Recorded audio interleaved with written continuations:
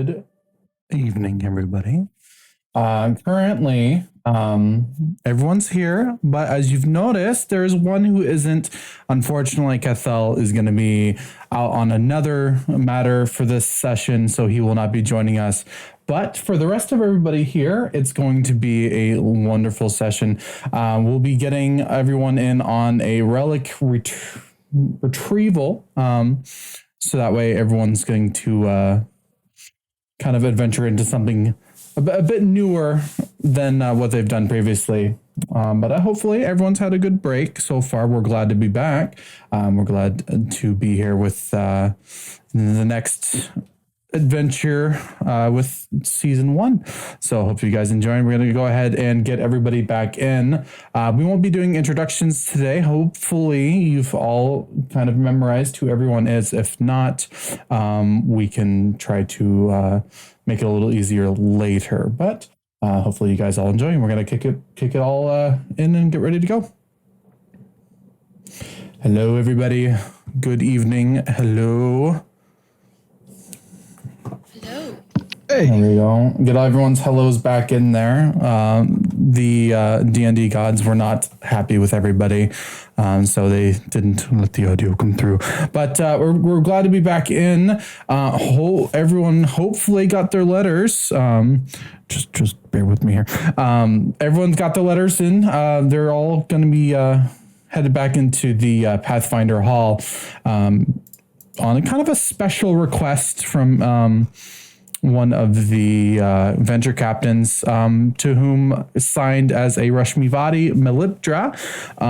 She kind of sent you some urgent letters telling you to come to the Pathfinder Society Lodge located in Niswan. It's the capital of the island nation of Jalmaray, but from the lightning crackles in the eyes of some passerbys, mirrored crash it misways.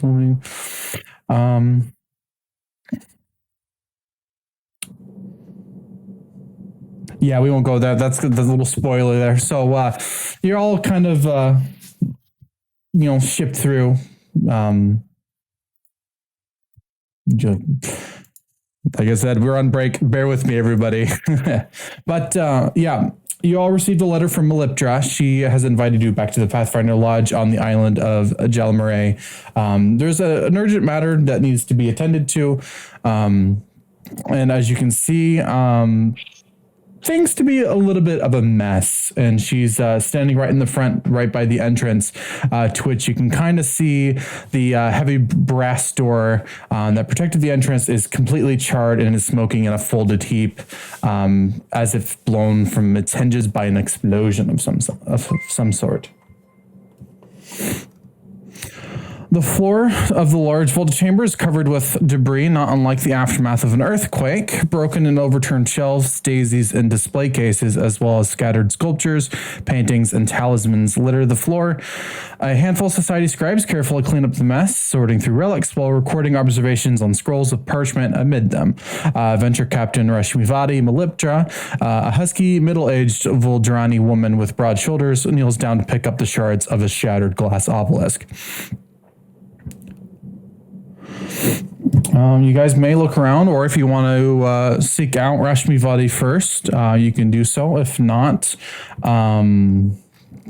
you feel free to look around if you'd like to. Do a perception check. Go for it. I'm also going to do a perception check. Okay.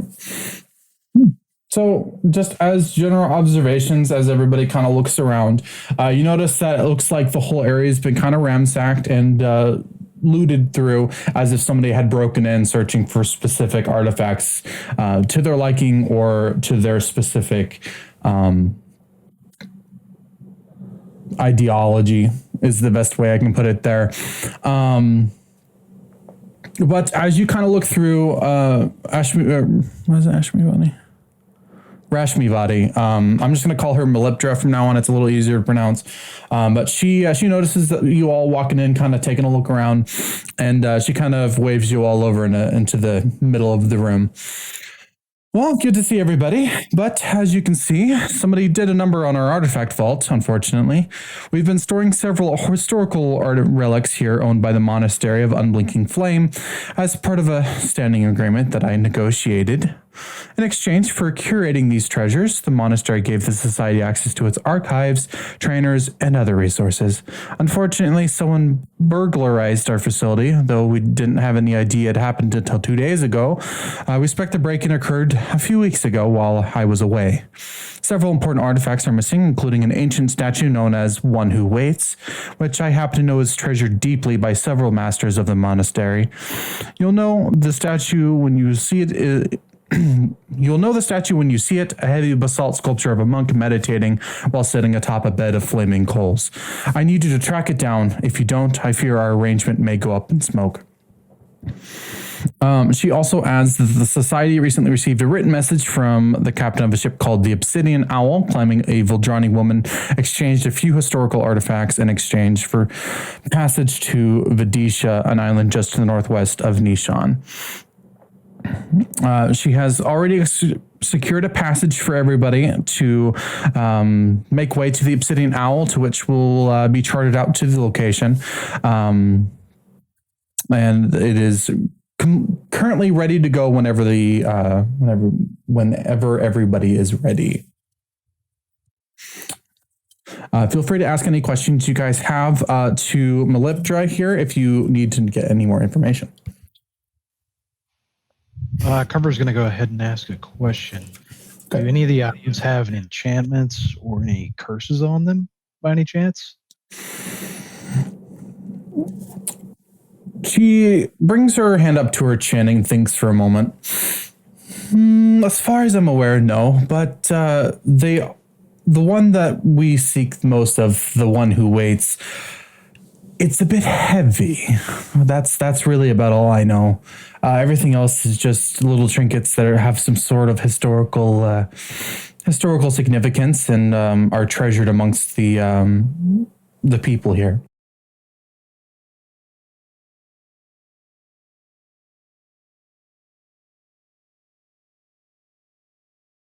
Anybody else have any questions for Miss Melipdra?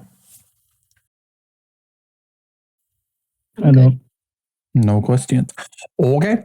Well, she go ahead and waves you off, to which she points about towards the down towards the bank, of which you can see the aptly named Obsidian Owl, currently resting in the harbor with its dock open, ready to go, and the captain eagerly awaiting your arrival. Let's see here.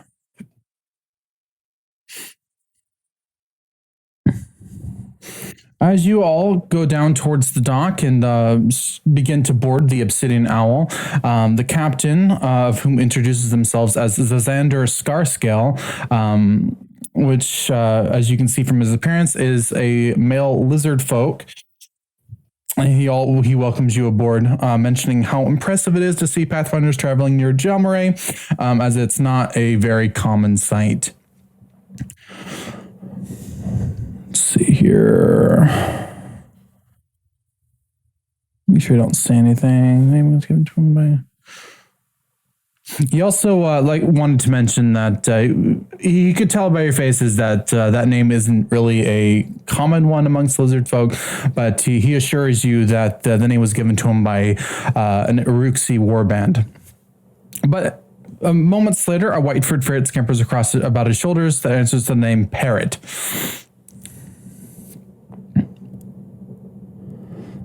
Let's see. And then as you all are aboard the ship, you travel to the area of Vidisha. It takes approximately, from what they can think, due to the weather, about 5 hours. And you guys can feel free to look around, do what you need to do, ask questions while you wait for the arrival. Are we? So we're standing at the dock waiting for the ship, or No, you are currently on the ship, ready to go. Oh, okay. Yeah, you're all kind of you're boarded. You're getting ready to sail out. You're kind of chilling with the captain. Captain's kind of explaining things about the journey. And then if you need to ask any important questions that might help you along the way, now is the best time before you begin. I'll ask the captain. You said this was an uncommon site. What makes it so uncommon? He kind of hangs his head in shame, and he kind of speaks up for a moment. It is uncommon to see so many out here, as so many of them were slain in the war against Tarbafan. Which, for those who are unfamiliar with that, it is a event that happens in a previous campaign prior to the Pathfinder Society campaign. Just a little bit of backstory there, but that's about all the information I'm able to give on that regard.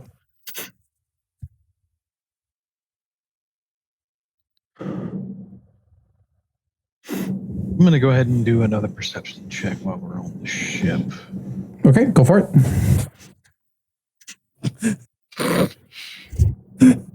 Here we go. I mean, hey, It's about doing it maybe. get them out now before things get worse. Just get them out now. Get them bad rolls going. Hey, Carver. Yes. Roll me a will save, please.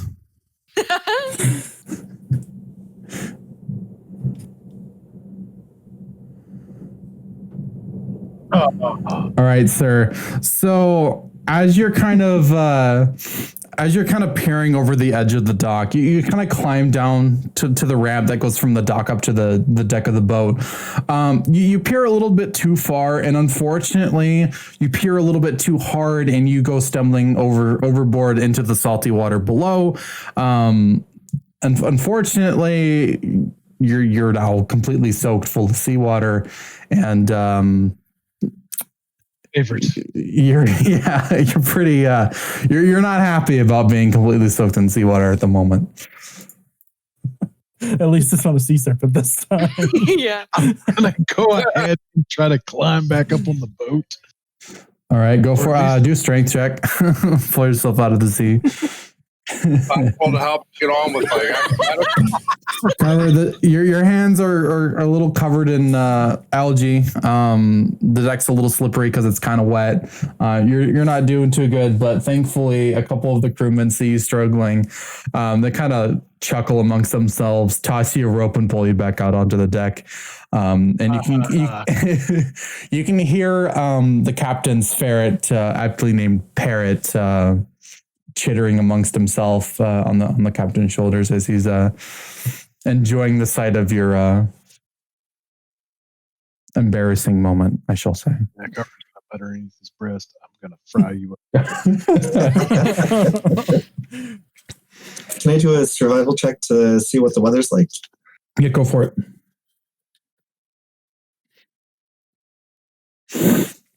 It is clear skies. It's a little windy, which is good. It means you'll get there a little bit faster. The captain thinks it's still going to take about 5-ish hours to arrive. But for the most part, it seems to be a relatively smooth ride out. You don't really see anything else other than just the occasional morning fog, and then just a couple high waves due to the tide coming in. That's about it. I would like to ask the captain more about where we're going, just to kind of get more information on it. Would that be a diplomacy check, or? No, you can just ask him outright. Okay. So what are we looking for? What should we expect for when we arrive? So, let's see. So from what I was told, you were to be going to the monastery of Unblinking Flame to ask around about some relics. From a few of my other kind of charters I did, we had a couple relics come through, and one really big relic. I can't quite put my finger on it, but it was so heavy. I just don't. it was great, but I didn't want to ask questions because money was on the line. But that's about all I know. Just says, nope, not carrying it. Nope, it's not going to be me. It'll be I, Bruno. It'll be me.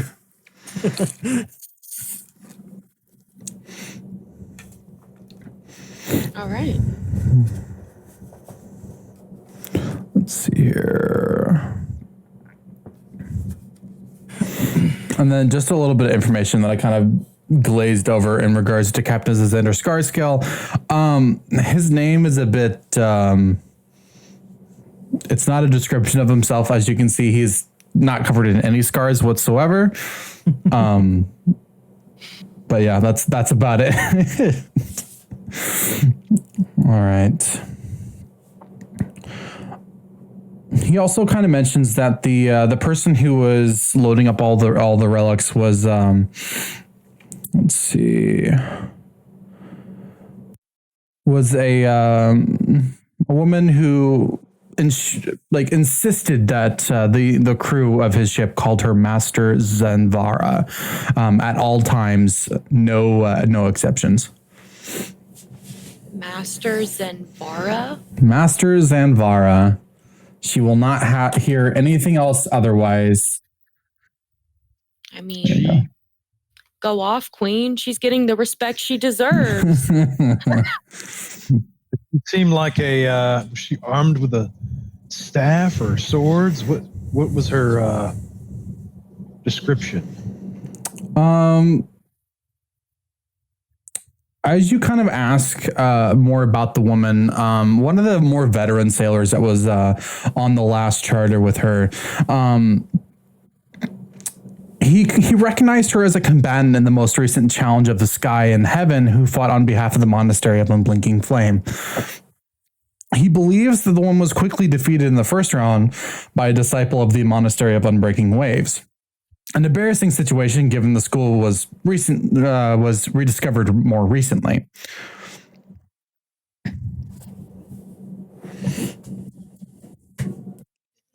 Interesting. Mm-hmm. But with that, as the tide kind of rolls in and the boat is secured with all of its belongings, including provisions for the journey, you all begin to kind of get settled away in the cabins below deck while the crew works on getting the ship out to sail. And you all kind of just sit and rest for the whole trip. It was a little bit of a quick one. It was about an hour less than the time that they proposed. So you all arrive at the Temple of Unforgiving Fire in a nice, timely manner. And you all are unloaded off the boat, ready to begin your conquest, or quest in this case. No con, just quest. What was the name of the temple again? The temple is the aptly named the Temple of Unforgiving Fire. Okay. But that's just what actually, no, it's not. I lied. It's the Monastery of Unblinking Flame. Sorry. That's the title name. I'll ask the captain as we're leaving the boat. Do you know which direction this monastery is in? He just kind of points with the finger that away. He just knows it's a ways away. That's about all he knows. He lets his crew do the work. I try and match where he is pointing just to get myself orientated and say, that way? No, that way? Yeah? He grabs your arm and then shifts it up towards the horizon. That way. As soon as he's got me set, I'll cast no direction. Okay. What does that do, my guy? That tells me which way is north. Oh,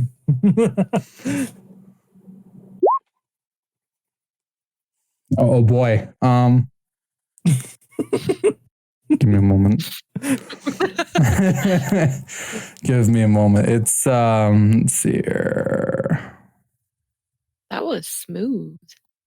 Smooth.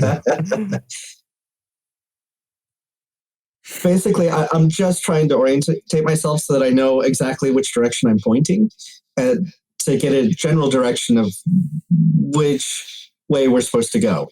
It's kind of like the southwestern side of the island, kind of towards that section. But to be honest, I don't actually know. It doesn't tell me at all, so we'll just say it's southwest from now on. That works. That works. All right. So let me read up. I nod, say thank you, and start traveling southwest.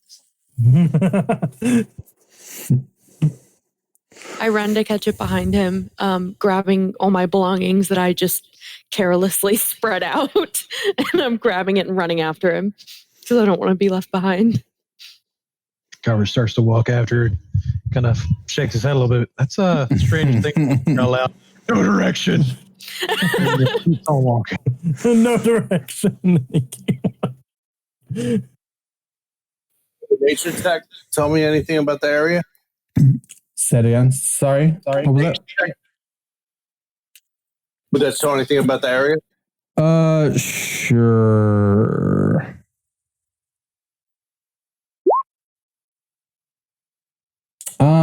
So after like maybe about 20 minutes of walking, you find a nice dirt path and it leads directly to the temple.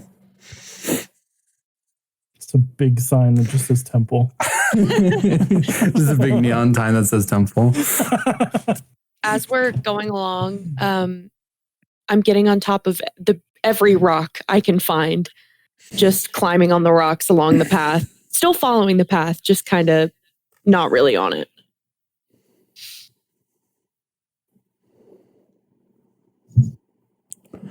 So as you kind of walk away,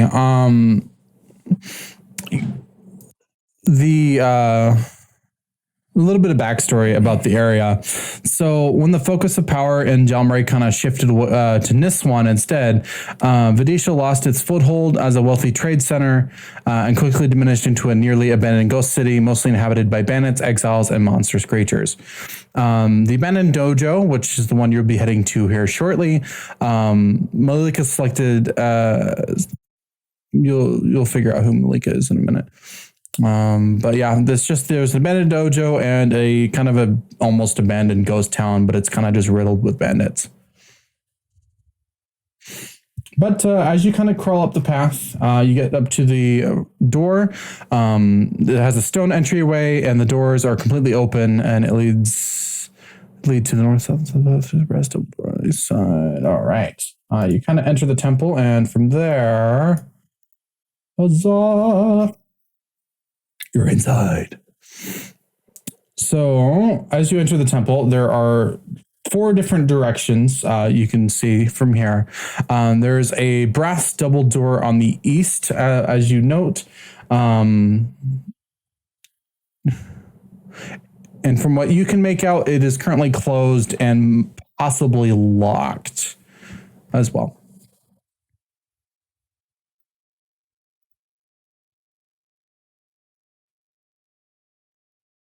Now, the monastery, is it completely above ground? Or just in like a front foyer? Okay. No, it's above ground.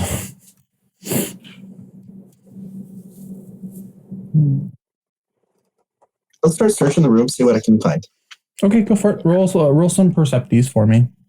I'll go ahead and roll one too. TS. My guy. Whoa. I see everything. He's like nudging. He's got his Byakugan on. So let's see. You also notice that there's a door to the north. It is also currently locked and closed. And there's also a door to the south that is not locked. It is slightly ajar. However, from inside, you can hear some undistinct talking going on. So you aren't sure what you're getting into, but from what TS can see, the locks all look to be more modern per se, and they are in fact easily pickable to an extent, but you're not really sure what's behind those doors because they're completely closed and there's nothing coming in from those outsides. What would be the skill for lockpicking? Would probably be thievery, right? Yeah. Okay.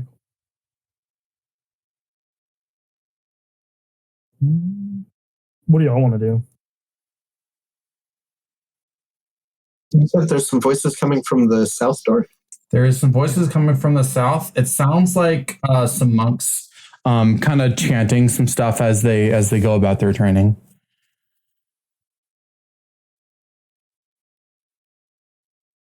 I guess we go into the south. Yeah, I'm gonna start creeping towards that door.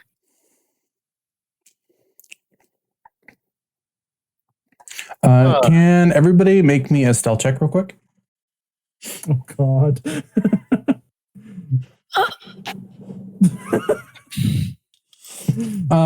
So Breno, you're like, I don't know if we should alert him. We should, peek and see. So you were being a little bit more careful. Carver's just gone. He's in the shadow. He's in the shadows, kind of lurking. He's like, if they come to me, they will never find out. However, Elkath and TS, you both kind of get up to that door a little too closely, and you're like, I just want to see. No, let me see. And then that door swings wide open and just slams right up against that door, alerting none only the main person, which I will pull up here, but also her disciples. They are fully well aware of the party's presence now, but she seems to be overjoyed that she has some new people to train in her ways. So she's like, "Oh, come in, come join me." Okay, I'm going to get really excited and pretend like I know what I'm here for and do a deception check and be like, yeah, of course. Come on, guys, let's go. And see if we can get further into the room. All right, Follow a couple of steps go for it. behind. Let me see here.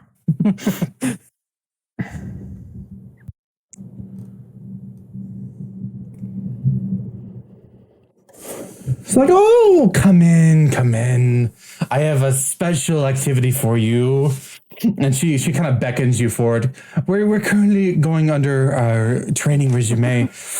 So here, come in. I'll show you how to do it exactly like the rest of us. They're standing on hot coals now, but we'll do that later. And you just stand next to the coals. That won't be until you've been conditioned enough. It's a little painful at first, but once you get them calluses, it's well worth the wait. And she kind of hops off. It looks like they're kind of in a battle stance. They're standing on top of like red hot coals.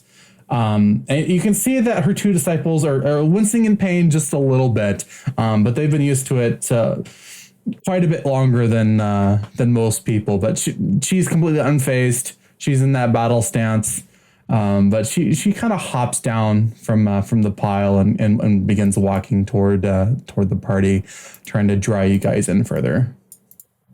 She seems to be pretty friendly so far, just eager to have more disciples in her monastery.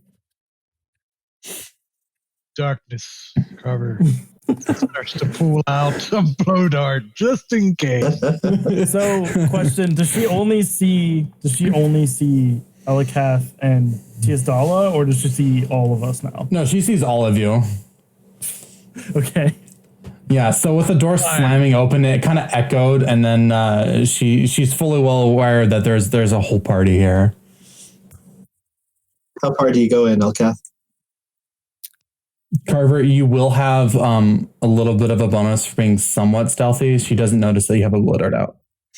I am a little nervous with how excited she is for us to come in. So I'm only going to step in like, I'm still going to be by the door. I'm just going to be like hugging the wall, I guess. All right. So like over here. She's like, come in, come closer to Master Zanvara. You call me Master Zanvara, by the way, but I'm Malika. Just call me Master Zanvara. We don't want any trouble now, do we? She's like, these are my disciples. I don't remember their names, but that's beside the point. I will remember them shortly. I'm just so excited to see you all. Come on in. Come on in. Oh, yes. Their names are Yut Kulan and Uskrani Bor, my favorite pupils. You'll also be my newest favorite pupils. Come on in. I'm gonna stand like right in the entry of the hallway, like right as the room opens up, and I'm not gonna move. I'm just gonna stay there. First off, you all look confused. Do you want to have any questions for me before we begin our training? How long have you been training here? Longer than you, my poor pupil. Longer than you. She kind of like shuffles her feet a little bit. You can kind of hear the calluses scraping against the bare stone. She's obviously just fixated on the idea of like being able to rebuild the monastery. But from what you can tell, she has been here quite a while and is very adept and very well trained in her style. Her stance is very graceful and is very not still, but you can tell she's very well practiced. I want to do a perception check on her just to see how like sane she is. Go for it. She's pretty sane. She's just super excited. I was going to say, is there anything like insight? I don't think so. Maybe autism check? Say that again. Sorry, I didn't quite get that. Is there an autism check? That would probably be like occultism, right? Probably. Yeah. It's like kind of in the middle if you go under your skills tree. It's under nature and above performance. So you can tell that she's an avid follower of her of the monastery of Unforgiving Flame. As far as you can tell, she's just like wanting you guys to be a part of the her not guild, but she wants to train you in terms of how the monastery of Unforgiving Flame does all their stuff. And in fact, she's very eager about pitting you up against her disciples to see how worthy you are. And she proposes a deal. If you defeat my pupils in some events and some challenges, you can become my pupil. Not kill them, right? What's that? You cannot kill them? What do you mean? So this Carver's like, so we're not killing people here. We're not killing each other. No. We don't kill people here. That's for later. We're just gonna put you against some nice challenges. If you show my disciples that you're worthy, you will be joining them in our training. And she kind of sorry, continue. Go ahead. They kill us? What determines if we're worthy? If you beat her disciples. Okay. So she kind of she continues kind of rambling for like a minute or so. She explains that she is currently teaching her disciples the ancient techniques of the Reign of Embers kata. It's a martial arts form developed by her ancestors to honor the phoenix Perlasia, which is also known as the Reign of Embers. And she also mentions that she sacrificed herself during the Second Mendavian Crusade to prevent hordes of demons from escaping the world womb to overrun Golarion. However, when the Reign of Embers was reborn, she discovered her allies had abandoned her to die. Enraged, she made patrolling the world womb the focus of her new life, hunting crusaders and demons alike. Since that time, the world womb was closed and rangers were known as the Scar. Let's see. So she also goes into more detail. So the Reign of Embers Kata teaches students to never forget how they've been wronged, instead harnessing that rage into martial arts attacks that are often explosive or incendiary in nature. Hey, Carver, I think you'd like this group. Yes.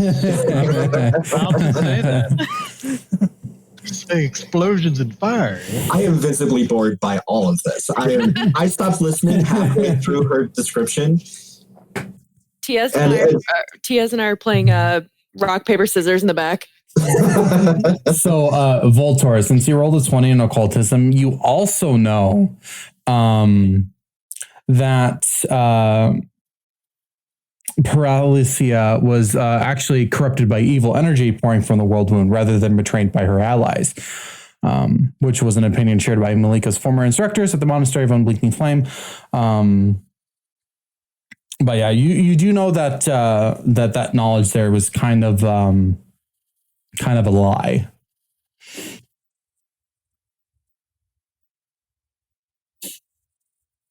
Can I share that info with you? What was that, sorry? Is that one of the parts where I share the info with the group? Yeah, you can. I would love to. Okay.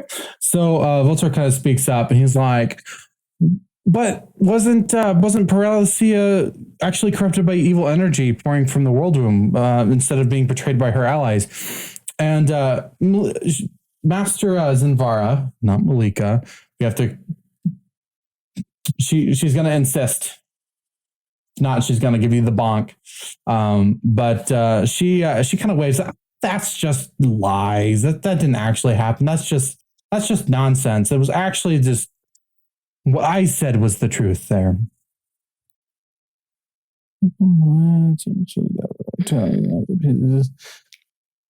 Is there anything else in this room that we can see aside from the cultists and the coals? Like, do we see any of the artifacts in here? No, you don't. Okay. You, however, see several spots where that are being currently set up by the two disciples here and here, of whom are currently getting up the what they're chanting as the trial of embers. Okay. Carver goes ahead and speaks up. Do I fight 1-on-1? Do I fight 2-on-1? How are we doing this?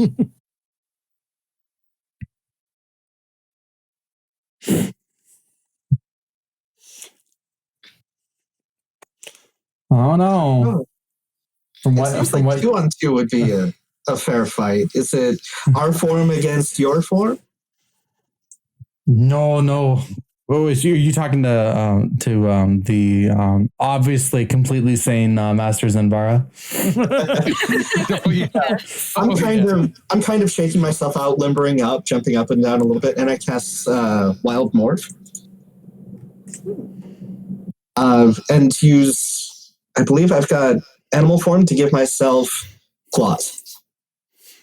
All right, you've got claws now. So, however, she's just like, "Oh, you're just getting ready for the trial. Come this way. The trial is just about to begin."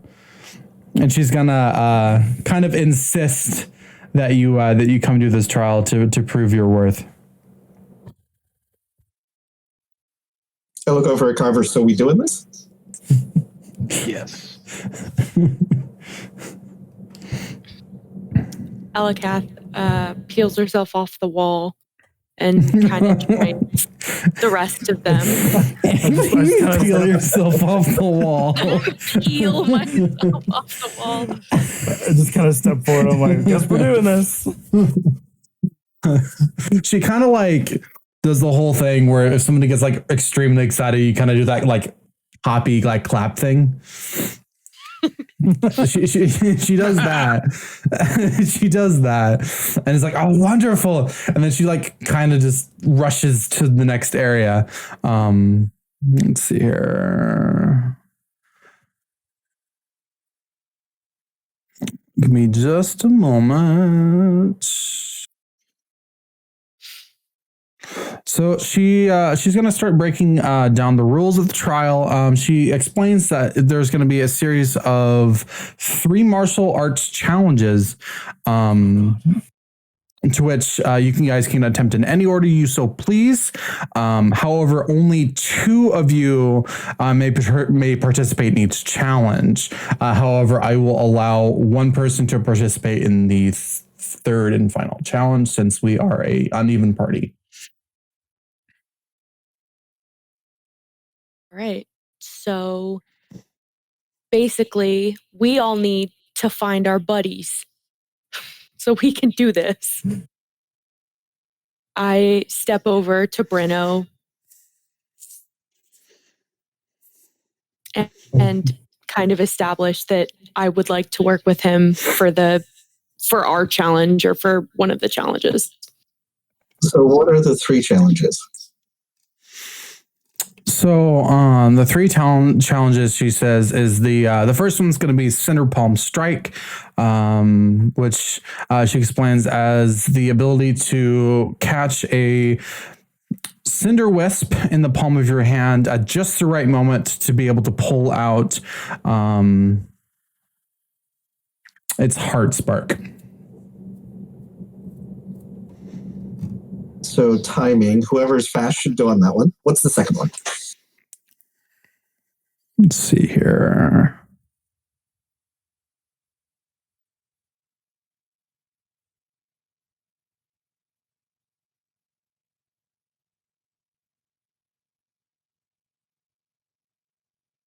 I think the other one is more acrobatics in...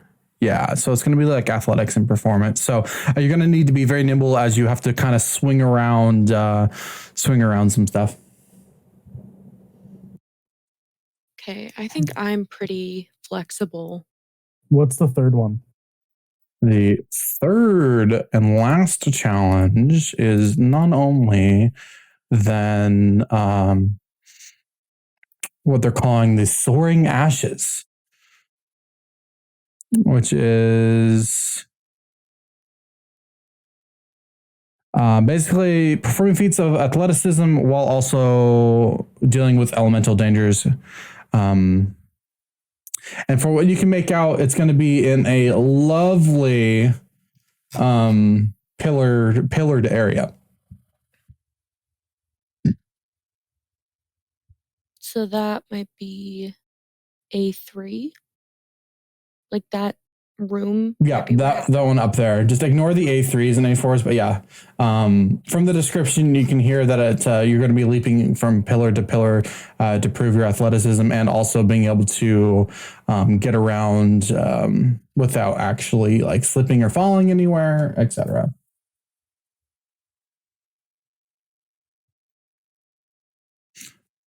You all may choose a challenge out of order, or if you want to go down the lists, it's up to you. There is really no order on how the challenges get put together. So we're doing them in like different groups of 2, or? It's just whoever volunteers. If only one person volunteers, then you are put up against a disciple. So one of these bad boys. But at least at least one person has to, like, everyone has to participate in at least one challenge. I'll help participate in the first one as well. Okay, so go ahead and so in the first one, we'll just go ahead. We'll do Cinder Palm. So they're the 2 disciples here and here are going to bring out. They're going to step forward. And they're going to bring out 2 pots of burning coals. So would you 2 please step forward as Master Zenvara beckons you closer and begins explaining the process of what you need to do, albeit rather vaguely. I'm just going to make sure I get the right checks on here.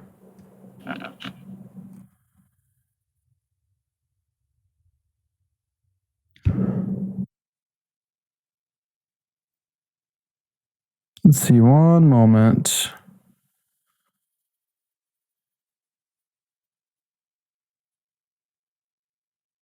Right. Okay. So for you two, I need you both to get ready. Master Sanvara is going to go ahead and show you how it's done. She's going to prepare her stance. She's going to wait a moment and she's going to snatch the air real quickly with one hand and pulling out a small wispy heart's fire from the cinder wisp that was kind of congregating around the coal. So what cinder wisps are is that they're kind of a little creature that is drawn in by burning coals, basically. So they kind of get closer to that heat source, and then they just kind of linger there, which is why the whole area is covered with coal and pots of coal. So what we'll need to do for you two to be able to get ready, she's going to show you the stance, to which you can use your imagination. There's really no description for it. But what we'll need is you need to do some will saves, or reflex saves, rather, not will saves. Or if somebody is... Oh, never mind. Yep. So just reflex saves and then some other saves if you have them, but you guys don't. So reflexes, let's go.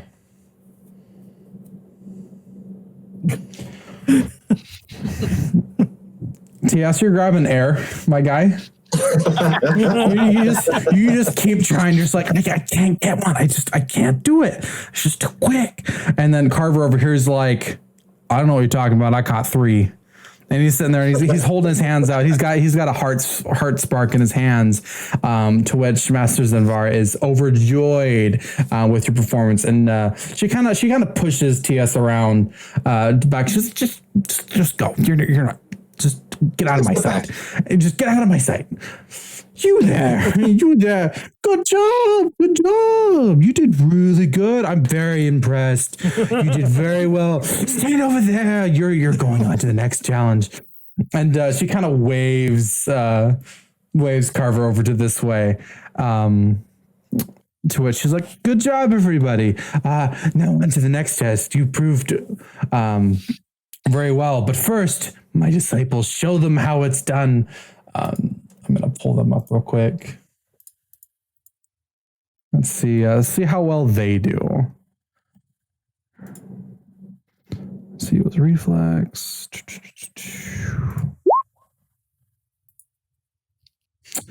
The first one catches the heart spark perfectly, just as he was trained. The other one, however, catches the heart spark, but he's like, I got it. It's no big deal. I got it. And he continues. However, you aren't too sure if he did or not. You do a perception check to see if he actually did, or go for it, or a deception check rather. There you go. You aren't too sure. Because he kind of had his hands hidden, but you're pretty sure it's a little fishy. You're not sure if he actually did it or not, but Malika over there seems quite overjoyed nonetheless at her pupils. And then from there, let's see here.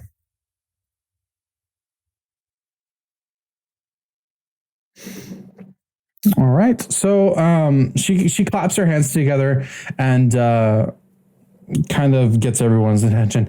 All right, time for the next challenge. I'm so excited. But wait here, I'll be right back. And she kind of goes off towards this area over here, and you can hear like clinking of keys, and then a lock opening, and then another door opening. Before she returns, let's see. I turn back to the rest of the group. So we're on the same page. She's not all there, right? Yeah, no, she's Definitely crazy. not. She is Absolutely gone. Yeah. too much coal on the feet. Too much thinking- ball on the feet. One of us or two of us is going to have to find a way to break off and look for those artifacts at some point.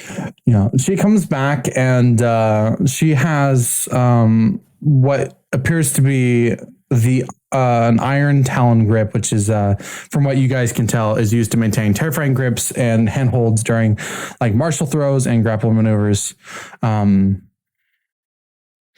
then let's see, practice technique because.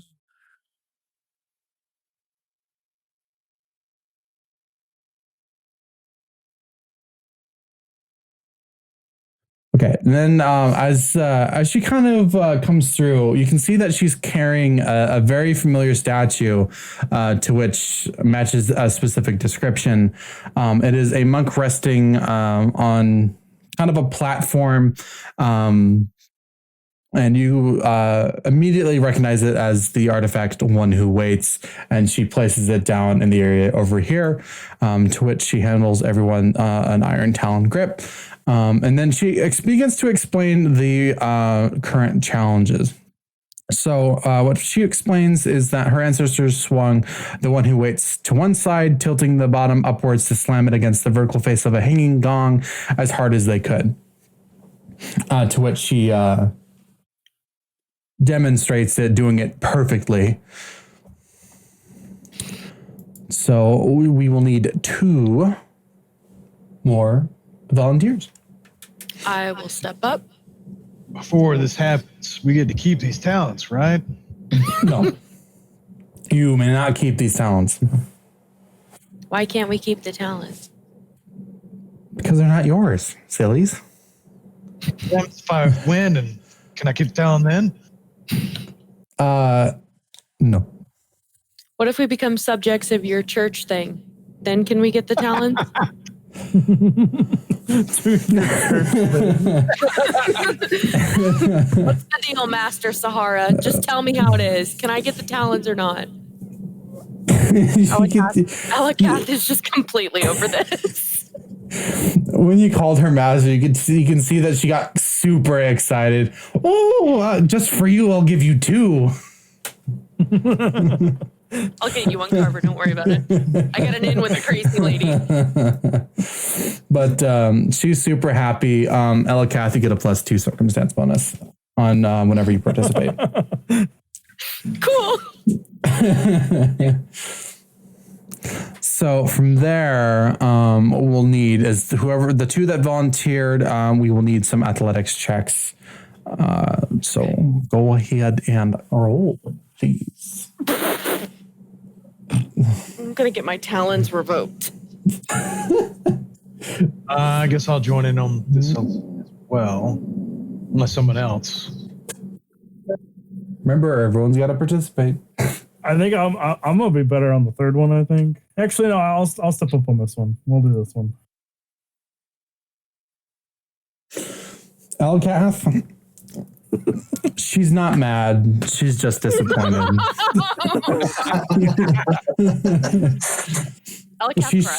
She's shaking her head. You had so much promise, but maybe next time, my dear. And then she looks over at Bruno. She's like, "Good job! I'm so proud of you. Here you go." And she hands her a nice little sash of the monastery's insignia, and gives them a nice pat on the back. Go stand over next to your friend. Go stand over there, and then follow me. And she's gonna kind of walk down this way, and up towards the area of A3. It's gonna be a little bit of a journey, but she's gonna rattle off some mumbo jumbo that you just can't quite understand because we all know. Perfectly sane. Obviously, well-minded. She's just super excited, of course. So if you want to go ahead and just move your little heinies over to the area where I'm marking up there. Don't worry. I've moved some things. Give me just a moment. Can't quite see.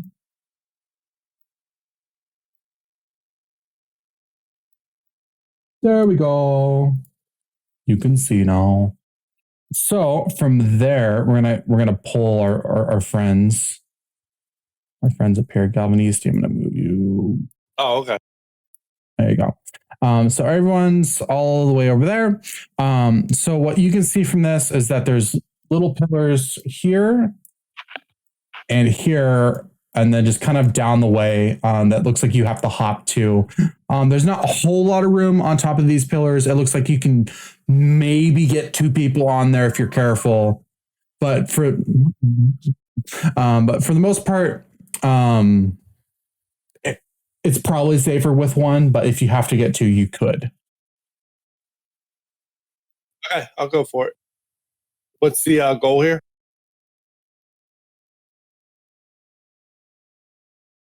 One moment. Sorry, guys.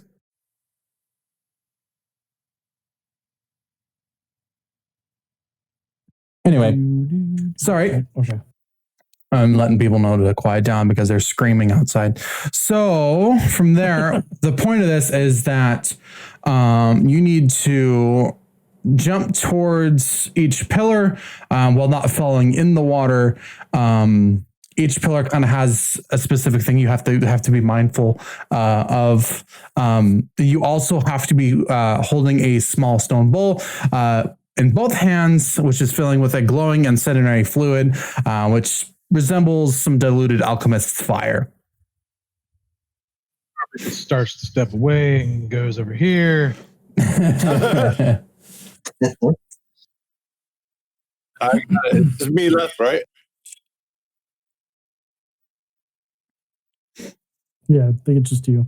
Yeah. All right, so your buddy today, it's gonna be a good old pupil. He's he's like, I'm gonna show you how it's done. And with that there, before we start this next session, we're gonna go ahead and take a quick 5-minute break, so that way everyone can get up and get some water. Because me, I am a little parched. So yeah, we're gonna just hop in, get a little bit of a break in before we continue with the last exciting trial. All right. So yeah, we will see you all in 5 minutes. All right. Hello. How would be a little bit longer of a break than I had foreseen, but thank goodness, because we're back. Sorry about that, everybody. A little bit of a technical difficulty, but we are good to go. So back before we start off, we were just about to do our 3rd and final trial. So let us begin. So Galvanisti and our bandit friend, he's not really a bandit, he's just a disciple, but you don't know that. He looks like a bandit. I reused an old texture, so he's bandit boy from now on. To start off, our loyal master Zanvara is going to go ahead and show everybody up. She's going to grab the bowl and she's just going to hop. She's going to hop to these little pillars like it's nothing. It's second nature to her. Let's see.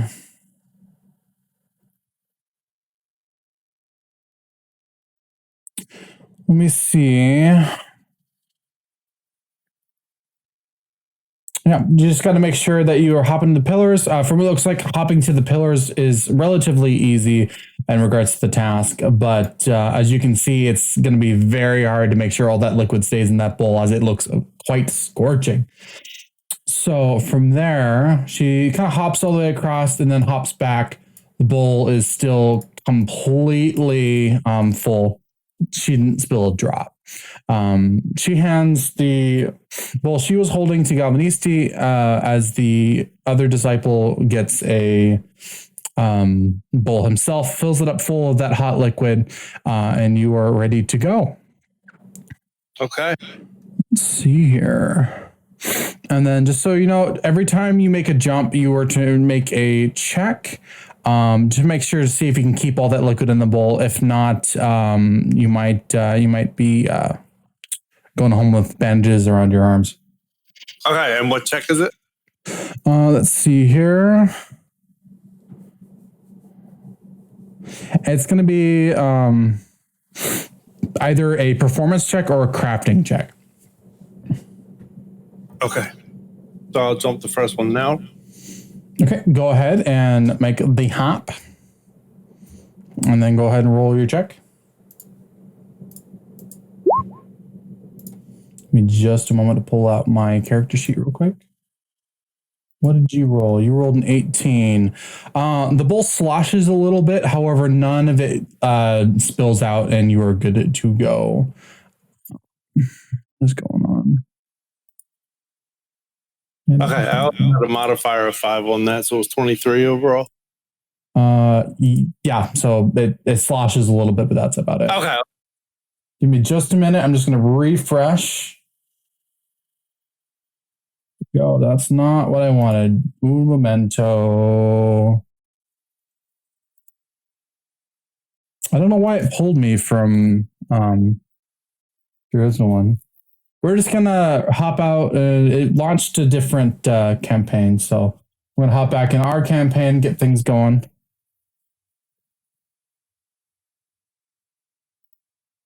There we go. That's what we're looking for. But yes, so we're gonna go ahead and pop his chat out. There we go. And from there, he's going to do the same thing. He's going to, what did I have you roll? You rolled a crafting, and what I said was a performance check. So, is that Whisper to DM? Yes, it is.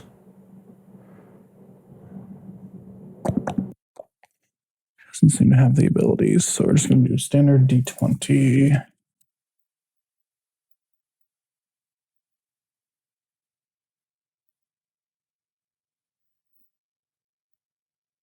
Nope, that's not it. Let's see. He hops to the next pillar, but due to you being also on the same pillar, he kind of stumbles just a little bit, and he spills a little liquid on himself, and he got a few burns because of it. All right, Governor C, your next turn. All right, hop over again. Okay, hop over. Same roll, crafting or performance? Whatever you want to use. So, ooh, shoot. Luckily enough, that's not a crit fail. You're one above crit fail. So you spill some liquid on yourself. It burns quite a lot. So you receive minor burns. No health is taken away, of course. However, you are currently not allowed to hop to the next pillar. So the next one will go twice unless he fails again.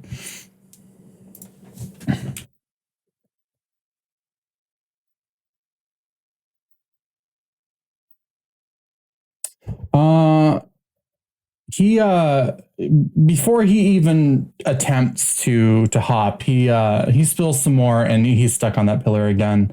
And he's not gonna try because he's gonna steady himself first. Gavin, it is your turn to go. Oh, okay. Now, last turn you said I could use any, even like acrobatics. Hold on real quick.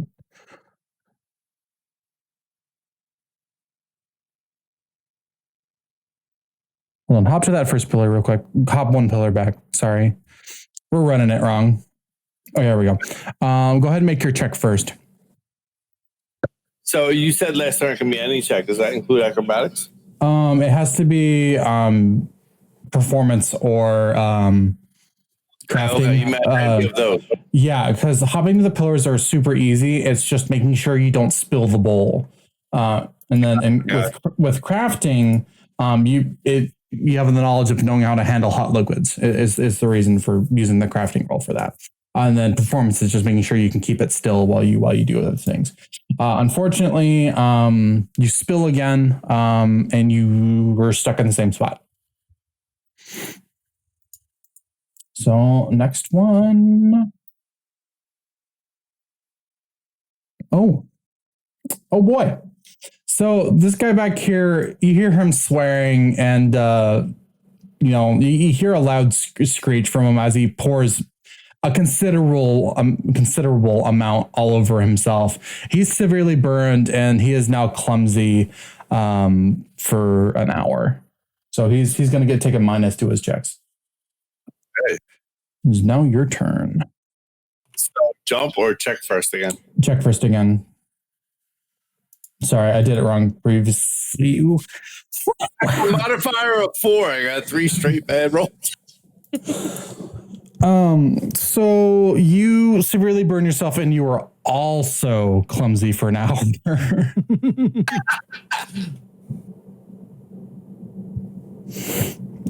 So we're going to try that again. He's going to take a minus. What does clumsy 1 condition do? Clumsy 1.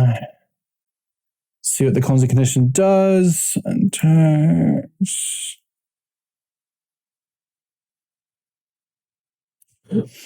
yeah, so he's just going to take a -1 to all of his rolls for now.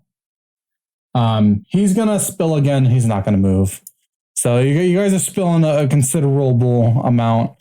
If either of you crit fail again, you will be disqualified out, and somebody else will have to hop in. So go ahead and go, Galvanisty. Okay. Finally. Hey, there we go. Go ahead and hop to the next pillar, my guy.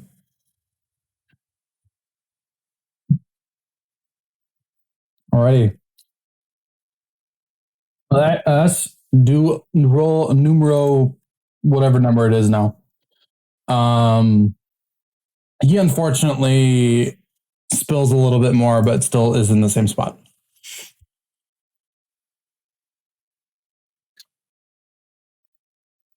Go ahead and roll again. You also spill a little bit and you're stuck on the same spot. So it's just going to be this for a minute. All right. He passes. We're going to go ahead and he's going to hop to the next pillar. My roll? Yep. Go ahead. Hey, go ahead and hop to the next pillar right down here, my guy. Gonna roll again. He's gonna spill and he's not gonna make it. Sorry. Oh, all right. You are now clumsy 2 as well. So you take a -2 to dexterity based checks. So, but if you're using crafting's a dex thing, isn't it? I think it's crafting. I think it's the modifier is dex, I think.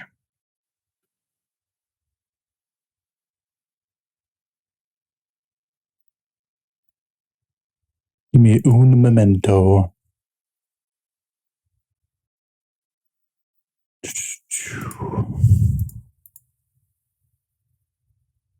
According to my sheet, crafting is intelligence. Crafting is intelligence. Okay, then you don't take a minus if you're using crafting. If it's the other one, then you probably do. So, okay.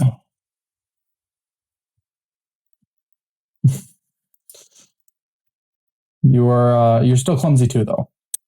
Okay. He is stuck there and in pain. My roll? Yep, go ahead.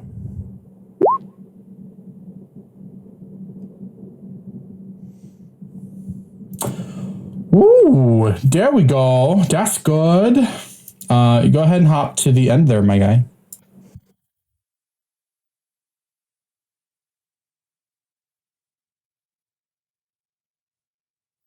And from there,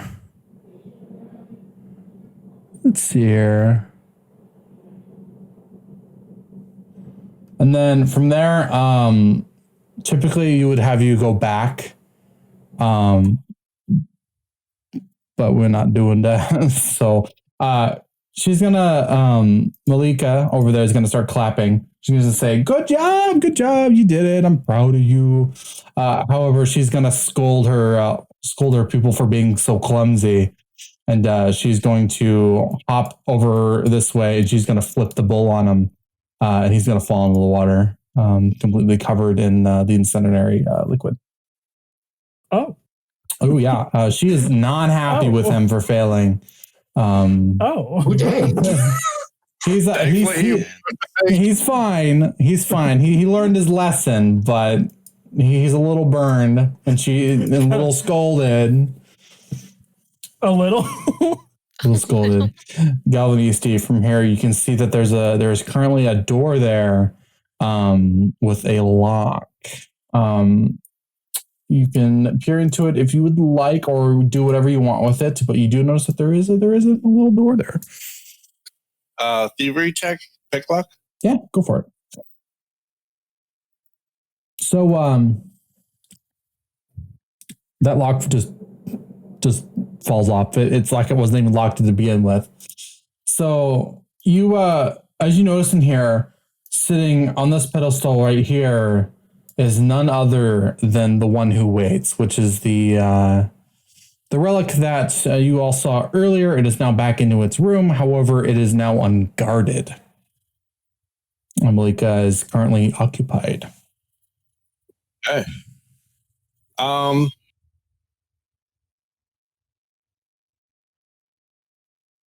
gonna enter and do a survival check or perception. Sorry. Okay, go ahead. Also, run me a reflex save too. All right. Wow. Oh, okay. Fair. Okay. Okay. Well, he's like, yeah, traps. Who cares? And he walks in there. He's like, well, this is the relic we need. It is the only relic, but it is the most important one you're here for. It is completely unguarded and it's not chained down or anything. So it's just a matter of fact of just getting it out.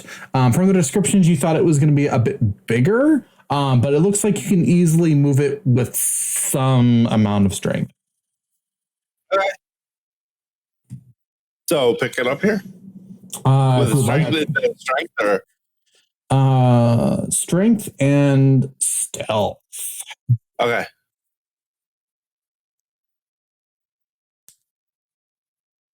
Do strength first. Okay. All right.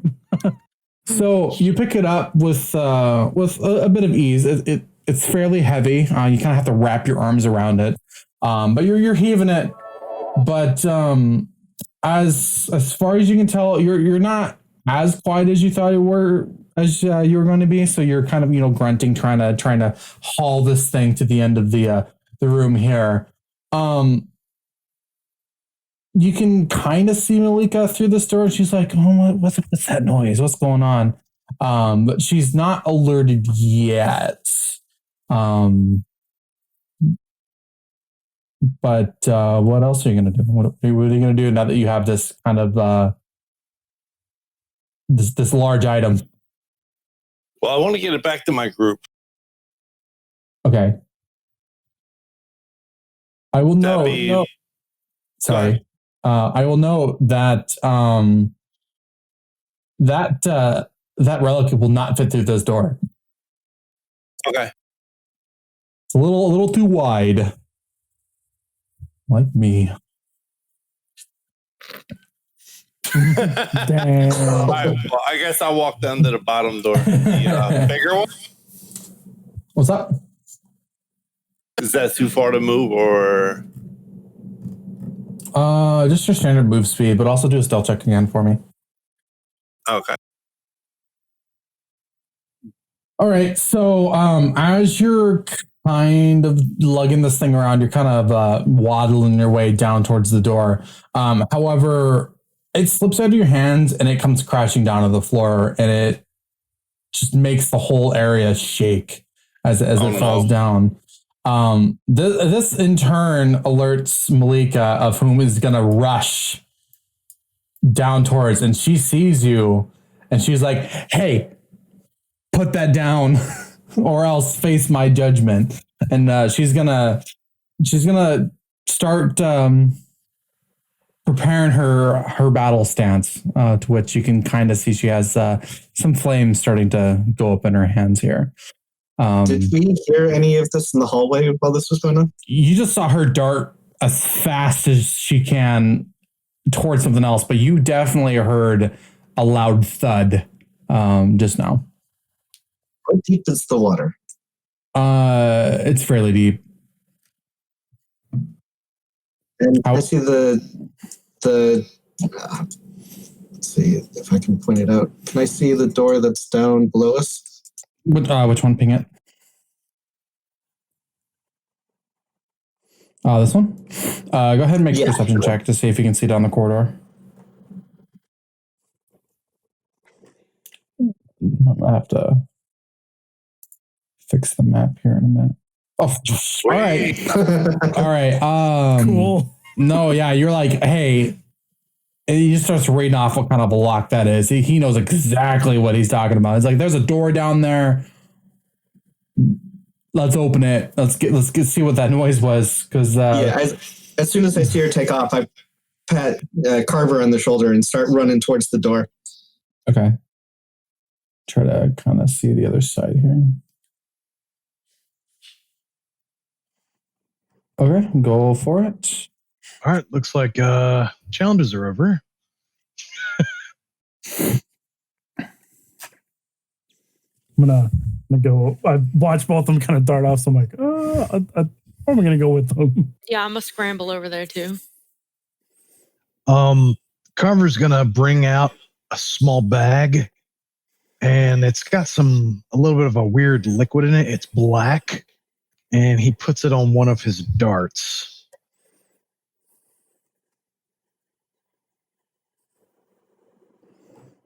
For context, it's black adder venom.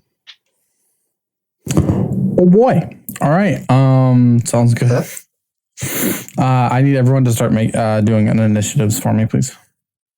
Oh God. I like the sound of that. Starting it off strong. Hey, Bruno. Hop. Oh wait, I didn't roll initiative. I rolled the wrong thing.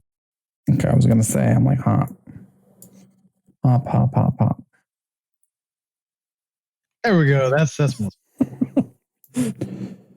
Let's see. We need hers initiatives.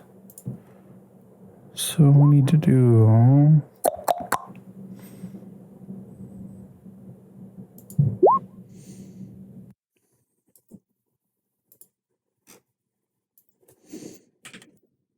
Come on, click in, please. There we go. She's in there twice, so we're just gonna get rid of that, and then we're gonna go to our other boy of whom I got rid of. So the other one's kind of stuck in the water, so he's off on his own doohickey.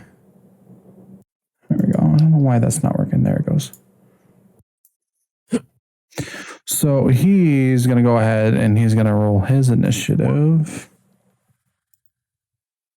He rolled a 6. The other one's kind of is going to be up here too. So he's going to be right here because he followed with. I just didn't drag him through. But he's also behind you.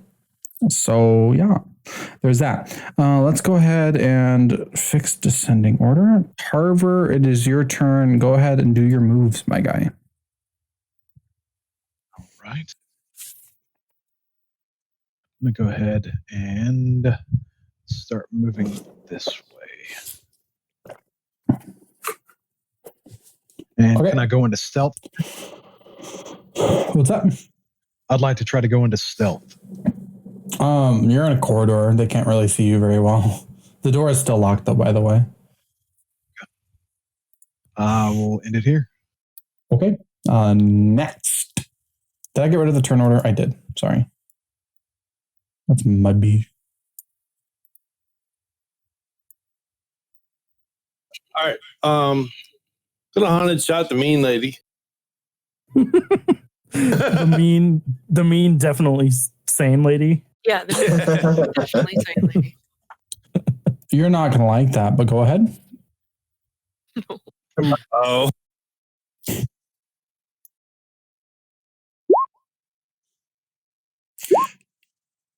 Both of those miss. dang. She, in fact, as a show of her prowess in the art, she catches both arrows and tosses them aside. She's ready for you. She's. In fact, if you look close enough, you can see fire burning in her eyes. All right, turn two. I'm going to go into the hallway out of her fire hands. Is that to where I saw her catch him and going, nope.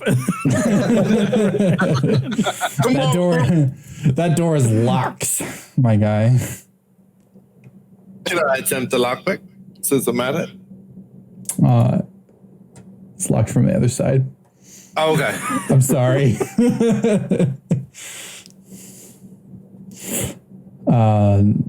Is that the end of your turn? Yeah, I was done there. Okay. Oh, well, it was her turn anyway, but that's fine. We'll just... you can hear her shout, and she's like, "Random members!" And she just fucking bursts and she like bursts into flames a little bit and like on her feet as she just starts striding down. Let's see, using a fun thing called Blazing Talon Surge, and she strides twice. So she has a 25-foot move speed. So she is there. No. Yeah, she is there, ready to go. Should make a fire and talon strike against the enemy. And we gotta get him out. that's a 2-action move, and as soon as she gets there, she's gonna toss a shuriken at you. What was your AC?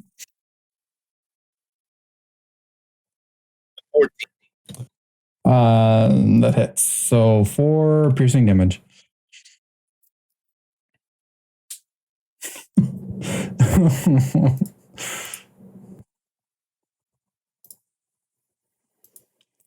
That'll be the end of her turn there. Jesus. Okay. Is the door at the end of the corridor locked? Do we know that yet? This one's locked, but the lock is kind of old, so you can easily just kick it down. Yeah, okay. So I'm going to run to the door. Okay. And I guess I would do an unarmed fist. Yeah, you can punch the door through. Oh,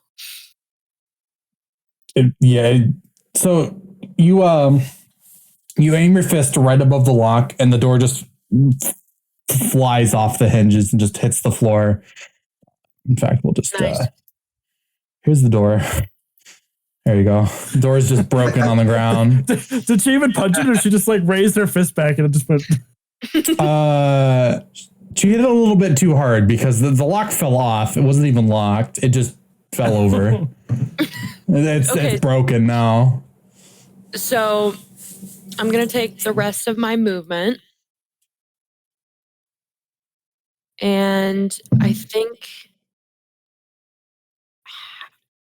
I don't know if I can get to the door or not. To measure it, right? Yeah. There's a little ruler. Bloop. Aha. Okay. I can move 25, so I can't go that far. I need to move back a little bit. I can go like right here. Okay. Sounds good. Yeah. And I can't do anything else, so.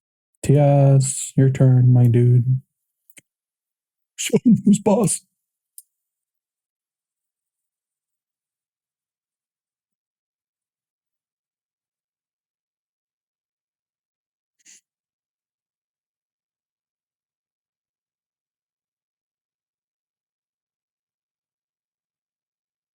All right, I'll make my way to the door. Can I tell anything about the lock? It's a big brass lock holding the doors together. All right, and I'll check the door and make sure it is locked. It's locked. I'll just look back. It's like, hey, Carver, we need a lockpick here.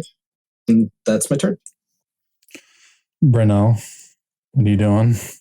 Hold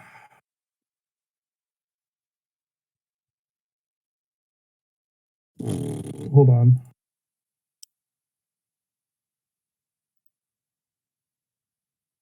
So my sudden charge acts as like one action, right? Okay, is it like a double stride? Yeah, it's the... What, do I have to have a foe? Oh, wait.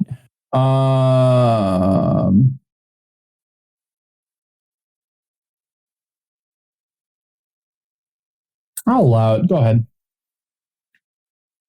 Okay. So I'll go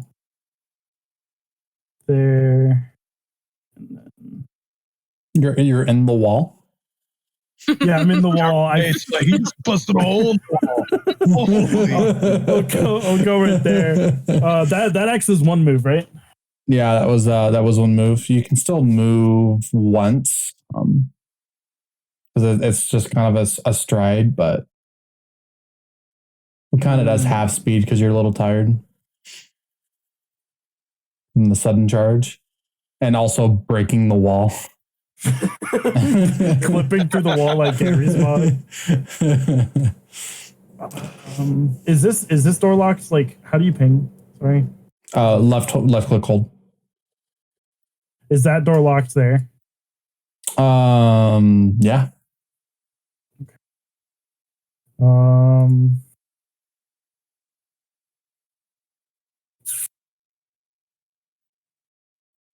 I think I'm gonna. Do I need to do like a perception check to see what that lock is on that door, or No, it's just another lock. is it like the lock on this one?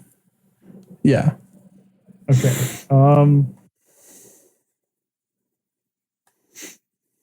I think I'm gonna stride to that door. Well, not stride. I'm gonna run to that door. Okay. And then that ends my turn. All right. So our bandit boy, little disciple man, he's just gonna huff and puff his way down. That's his turn. Carver.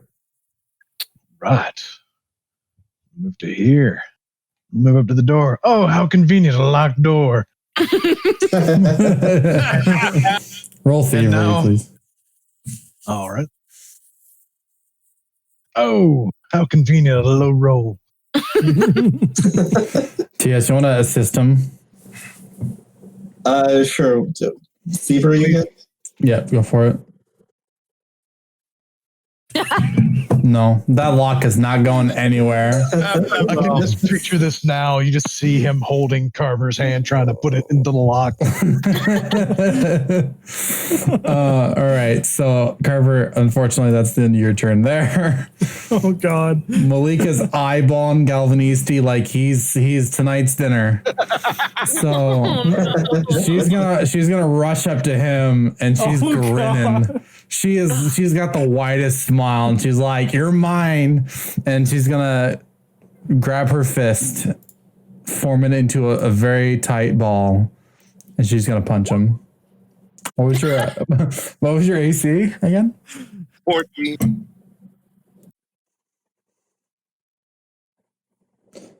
I'm sorry.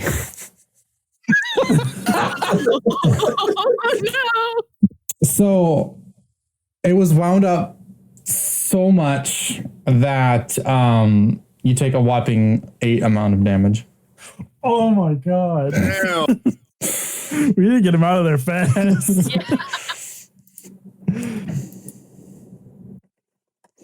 And then she's also going to let's see, Oh here. God. See what else does she want to do?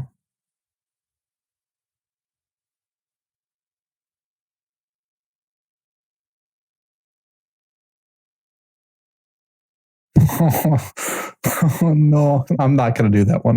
That's the end of her turn there. Oh no! That's not good. It's fun, like, I but won't it's do not that good. No, Does I I still don't. have that the one. relic? No, the relic's chilling over here. Well, let me draw it.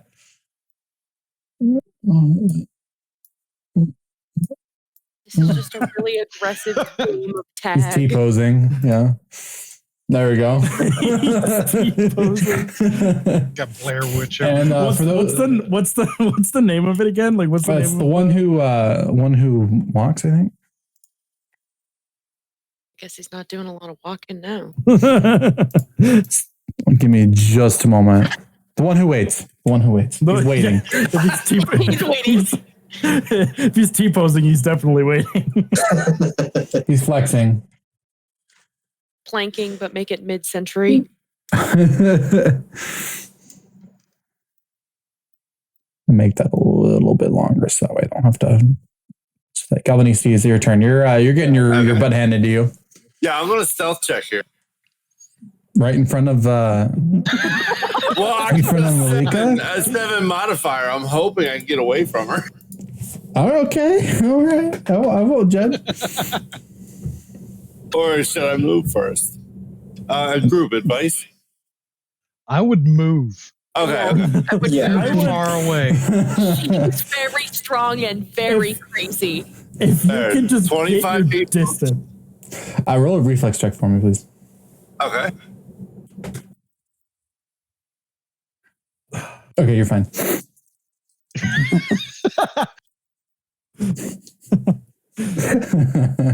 All right. What else do you want to do? I'm going to try to stealth and hide from her. Okay. Man, another roll. I got a 7 modifier. She is giving you daggers right now. She is glaring at you like it's. Yeah, you can feel the presence of her just stare like anywhere you go now. It'll probably haunt you for a while. Elkath? Okay. So we just had a conversation with Galvanisti through the door, which means that she could be able to hear me through the door, right? Yes. There's a small crack in the middle of the door where you can kind of hear through. I'm going to get like right up to the door, and that's in the door. It's in the door. Yeah. She clips to the door. I'm going to say, Master, is it Zenhara? Zenvara. Master Zenvara. Please don't hurt him. He meant well. Actually, no. I'm going to say if you touch him, you'll die. And I'm going to do an intimidation check. If you touch him again, you'll die. And do an intimidation check. All right. Damn it. Oh, Hold on. I have a high Hold on. modifier. That's the only reason. Hold on. Hold on. uh-oh. Oh. So she's like, "Oh, is that you, my pupil?" And then she's gonna turn back towards the door. "Don't worry, you stay put right there. I'll deal with this." But she's a little distracted at the moment. Okay. What else do you want to do? Those circumstance points I got earlier, can I apply those to anything or only something specific? Yeah, you can apply it to whatever you want. Just +2 mod.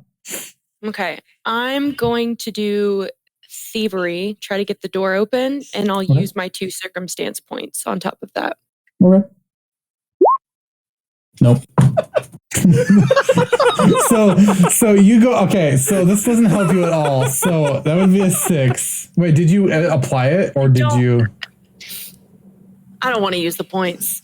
Just Too bad. nix on the point. You used the points. I'm sorry. So Elkath goes up to this lock and she just grabs this lock and starts tugging on it. She's like, "Why won't you open?" As she's just tugging and then tugs a little bit too hard and just falls back. I'm trying to punch it like I did earlier. I'm like, why is this not?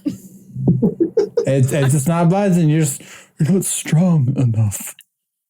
This is turning into a clusterfuck. I love it. Turn. I love it so much. That is brilliant, Coach. The greatest enemy of a low-level party. The locked door. Oh my gosh. I need to start using mimics. Next, Tias. All right, can I make another attempt at the door? Yeah, if you'd like. Pretty hard. I wouldn't. So, as you're picking the door, you can hear it click, but it's not completely open yet. It's almost picked. I'll take it. Was that one action? Can I keep doing it for the other 2 actions, or should I call it or is that my turn? I'll allow another thievery check just to see if you can kind of get the rest of it picked since you've partially picked it. So just go ahead and run another one. And it's picked. That lock falls down with a hefty clunk on the ground, and the door's being to crack open. He's sitting there fiddling with the lock. As much as I can. He's in the fiddling with lock. He's like, oh, there it is. Nope, not quite. And then all of a sudden, it just falls. All right. That is, yep. Bruno. So my plan that I had here before all that stuff, that shit happened. Okay. That was happening over here was to try and get another way so he could get out this way instead of this way, because I know this door's open and I was wanting to just like, I'm still gonna do that. Yeah, okay. I'm still gonna do that so he can get out. All right. You do whatever you want, my guy. So that lock that's here is the same one that was here, right? So I can just punch this one. I mean, it's a little weaker, but it's definitely more closed. Okay, and it's just unarmed fist. I mean, if you want to punch it open, you can. But if you want to use whatever, it's whatever you want to do, man. I'm gonna punch it. What you want to do. Hey. So it just falls off. He punches it. The lock's like, okay, gosh, and just falls out, unlocks and falls on the ground. Cool. Well, Can I say something to the party real quick? If you'd like. The door that Galvanisti came through to get into this area is too small to get the relic out through. So someone's going to have to get the relic out while Galvanisti, if he wants to, goes out the other way, because it's not going to fit through that door. Because Kaj said it was too small for the relic. The relic's a little thick, so yeah.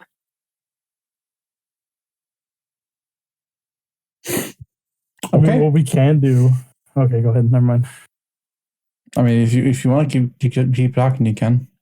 Because I mean, what we can do is get Galvanisti through the door, and then have someone distract the master. However you say her name. I've been calling her Sahara. So Miss totally sane lady. And then the other person can go grab the relic, potentially, or we could just wait and grab the relic when we.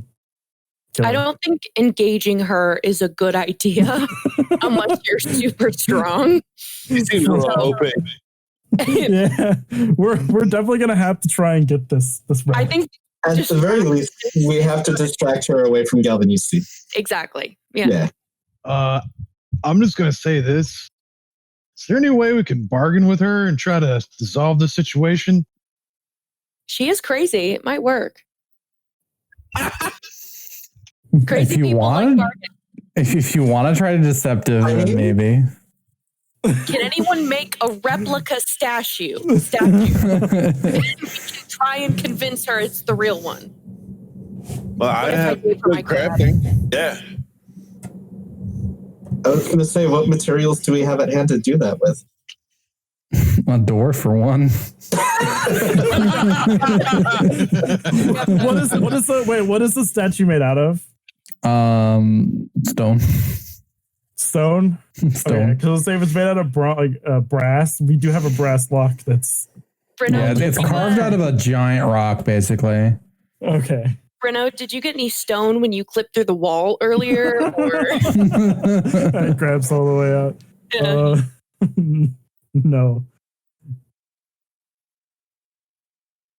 Do we, I think what's best is get someone to piss her off enough to get away from the door so we can grab the relic and then get out of here. I have a high charisma. I can Bruno. try. Mm-hmm. What's your AC, my guy? 13. Ooh. That's not good.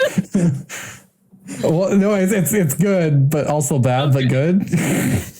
I'm confused. Oh, The so it crits. You got an arrow in your back, but it's less than the non-crit damage, so it's 2 damage. Oh, thank God. Hero the 1 on the damage. So you take 2 damage. You've got an arrow in your back, though. Let's end Sorry. this turn. Ben's dad closed the door and it scared me. Carver, it's your turn. The doors are like opening a little bit, and you can kind of see. I hadn't finished my turn yet because I just went to the shit. door and then punched it. I think Okay. I was already at the door, so I punched it. That was 1, right? Yeah, go ahead and run your thing then. Sorry. Okay. No, you're good. So you said jumping to the rocks is on the pillars is easy without the. It's Without pretty easy, the, but from your current like my current affliction. your current affliction, you got to roll acrobatics because if you jump wrong, you're gonna get a cramp in your back. We don't want that. Okay. No cramps, not in water. No cramps there, bud. You're good. Go ahead and jump to the next one. Okay, and then that's my turn. That was it, I think. Okay, Carver. All right, I'm gonna move up just 1 so she can see me, and I'm gonna try to talk to Master Savara and say, "Is there any way we can resolve this situation here, Master? That we could possibly not have you kill him, and maybe let him just put it back?" Roll deception. Let him put it back. She gets out of her stance for just a moment and thinks for a moment. Well, since you said it that way, I might. But he's gonna have to go. I didn't give him permission to come in here. He failed the test. Get him out of here. She's just upset. She's seething, full of anger. She's not disappointed anymore. She's angry now. Thank you, Master. I'm gonna call it to Galvanisti. You're good.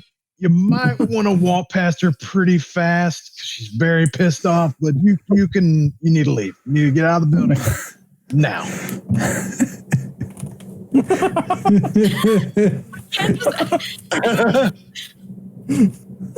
You need to leave. Get out of the building.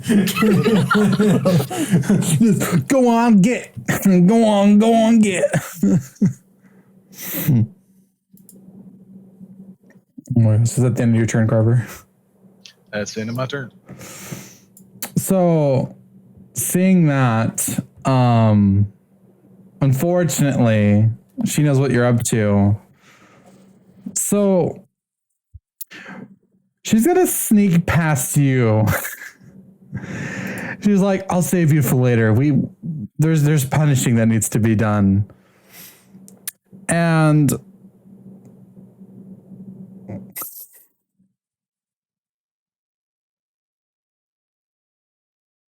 one.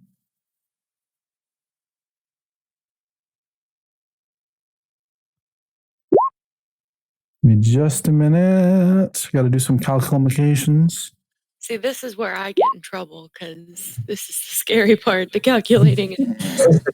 I need a fortitude save from you, TS. Also, Elikath, can you like move away from TS? I didn't see that you were there. I don't even. Oh, am I just You're right underneath him? You're just underneath them, yeah. You're just like right. I'm just like, yeah, you get him. Just hiding. Hiding behind Tia's, like, yeah, good job. So, fortunately, TS, she attempts to grab you by the arms and like lift you up, but you're just a little bit too heavy, and that catches her off guard. So, unfortunately, she reverts and kind of steps back away from you for just a moment, ending her turn.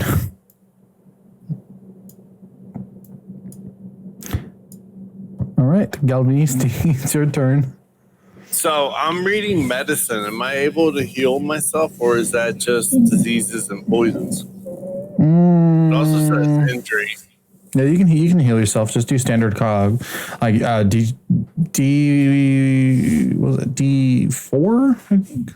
Okay, not medicine. Oh, medicine. I think if you have the ability, like the feet, you can heal yourself. I'm not sure, but like the actual medicinal. Okay. Which one did you say? D4? Yeah, we'll just do like a 1d8 plus your con mod.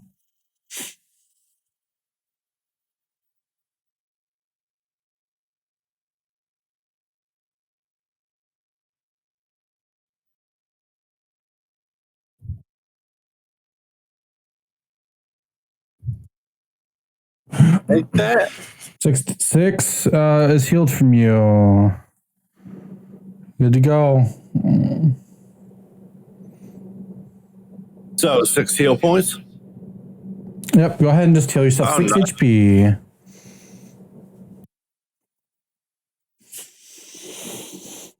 All right. Do you have anything else you'd like to do? I'm gonna move away from her a bit. Okay. Yes, there for now. And that's and Hello, Kath. All right. Can I do a perception check to see how she seems right now? How crazy she seems, you mean? Like No, how perfectly sane she is. Oh, perfectly how her sane. general Okay. attitude is. Go ahead. She's calmed down, but she's still like on edge, and she's still kind of like, they're trying to take my precious relic. I'm not going to let it happen. Okay. She's very much on guard.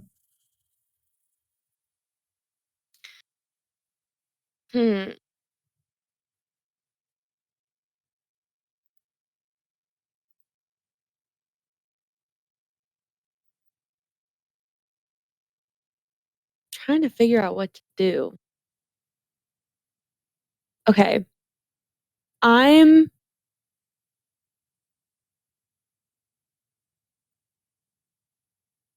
gonna try and do a stealth check to get past her into the room with Galvanisti. Okay.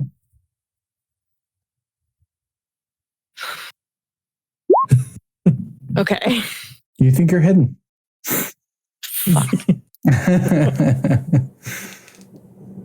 Can I do a perception check to see if I'm actually hidden? No. Damn it. Okay. Then in that case, I'm just going to sneak past her as best I can, my full movement. Okay. So I end up right here. Okay. And then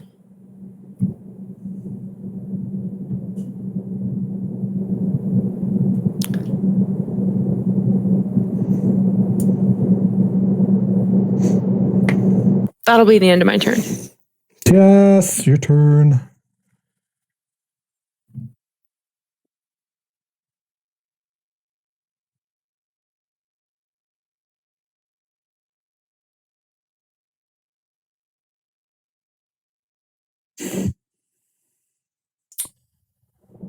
Where's that getting hit? Where's that going to? I was just trying to read the information on that, but it is what I'm planning on doing. I'm going to move back a little bit.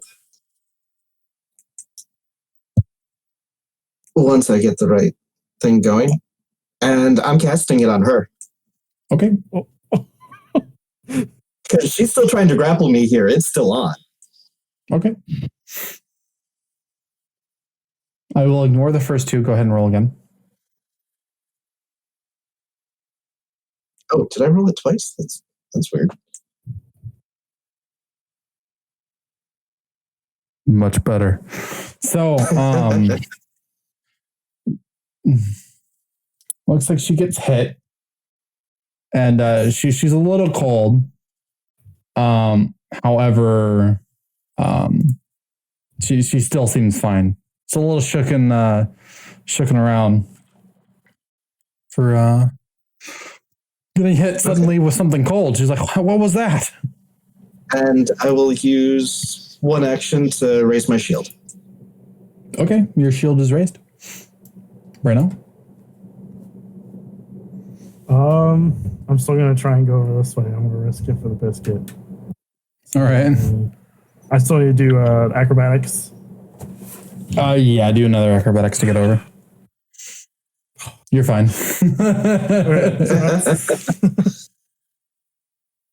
That's 15. I can go like what? 10 more. You can double move if you need to. Okay, so so I go through the door and I'm like, Galvanisti, this way. Come on, let's get you out of here. Come quick. Come on, let's go. And then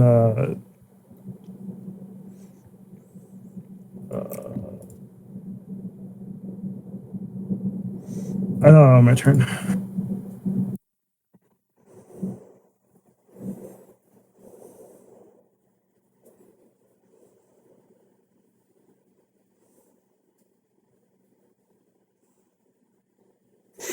Is that the end of your turn, my guy? Yeah, sorry. That's the end of my turn. Okay. Bandit Disciple is going to go ahead and he's going to move to behind Carver. Nope, that's the wrong character sheet. And he's gonna take his scimitar and he's going to attack. 14 versus your AC, Carver. 13. All right. Take 6 slashing damage. Ouch. Damn. Damn. And then from there, he's going to turn around and he's going to fire his hand crossbow and his other arm out towards TS. What is your AC, TS? 17. Okay, that will miss, and he is done. Carver, it is now your turn. I'm not liking this situation. No. Cover's going to go ahead and move up over. Well, actually, no, I'm going to move up this way. And he's going to ready his blow dart. Okay. I'm gonna move down right here instead. I'm gonna give a hint. One of them is much easier to kill than the other. That's all I'm saying. Go ahead. Damn it. I'm going to go ahead and shoot the blow dart that has the adder venom on it. Okay. It's, Master Savannah. Okay. If you say so.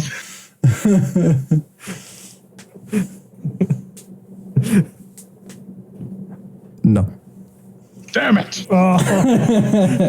That whizzes past. I'm sorry.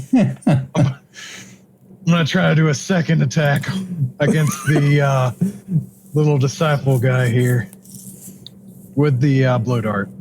Not that. Okay, sounds good. No, that misses. Damn it.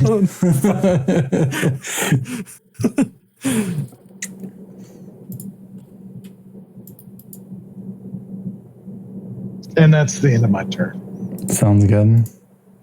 But just real quick, though, he just whispers to T.S. Dalit, she uses fire.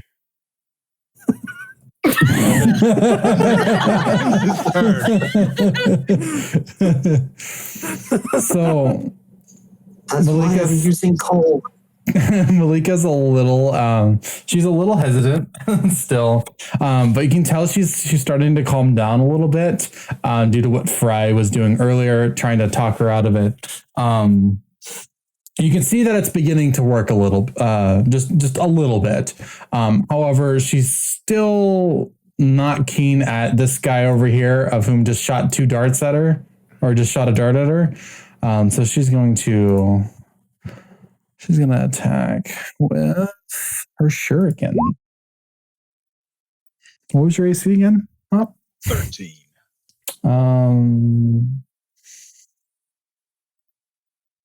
what spot on your body do you think wouldn't hurt as much if you were walking around?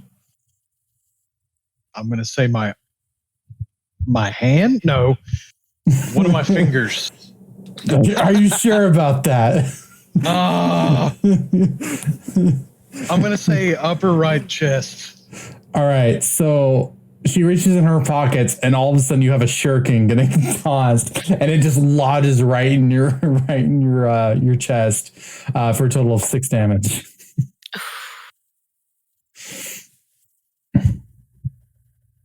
And with that, she's going to move back to Elikath and she's going to pat Elikath on the back. Man, you were my favorite pupil so far. Thanks. That's going to end her turn. That's all she says. Yeah, she likes you. It's because you thought you were hidden.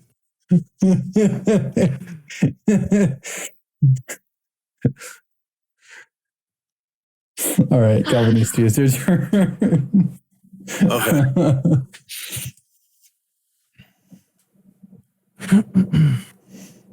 She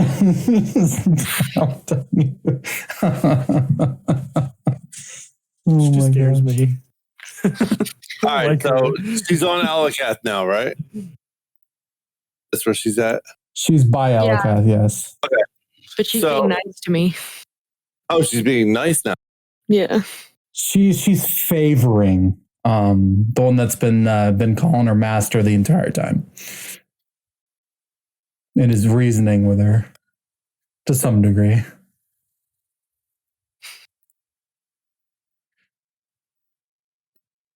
Well, I'll move away from her first because I'm hurting. Yeah, you are.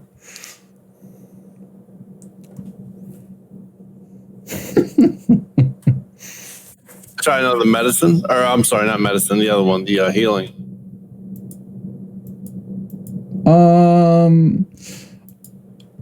Probably not because you just did it recently. Oh, okay. You can't do it that often. You can, yeah. It's like every so often. So like it just depends on the amount of rounds. But for right now, we won't since you just healed last round. Okay, I'll pass now. Okay. Is that the end of your turn, or do you want to do anything else? Yeah, that's for now. Okay, Elikath, you're currently buddy at the moment. What are you gonna do? I'm going to turn and say, Master, can I try and help put the statue back where it needs to go? And then I want to do a diplomacy check, if I can. Let's see. Yeah, go for it. Fuck. Okay. She's like, no, you will not touch it. You will stay right here. I will take care of it. You do not move. Elikath rolls her eyes and casts Bane on the master. Okay.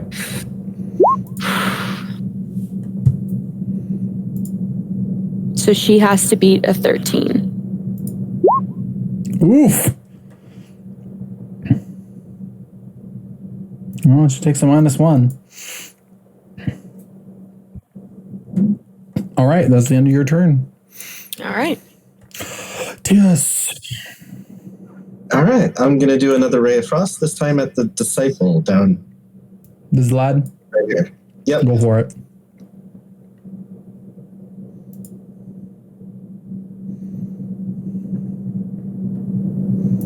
No. Oh. All right. So you see this disciple? Have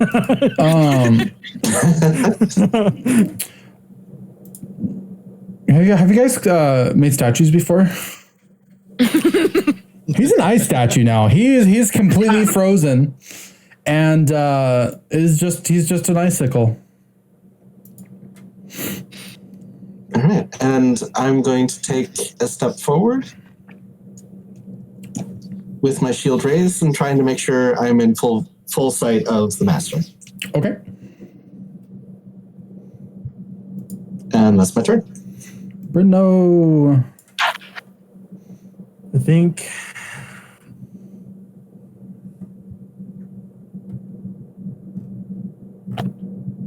I'm gonna start heading back. Do I have to do acrobatics roll again? Do what? What are you doing? I'm gonna start heading back. Do I have to do an acrobatics roll again? Or Yeah. Okay. Really risking. You're fine. Okay. And then I gotta do another one again. Yeah. As long as you don't roll less than 12, you're good.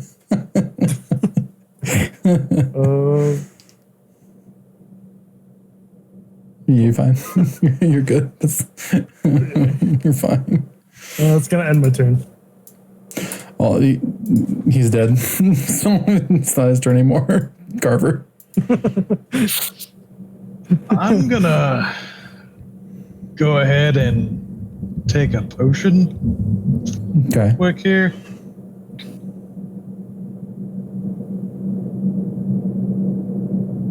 So it was a D8 and a 2 modifier, or actually, yeah.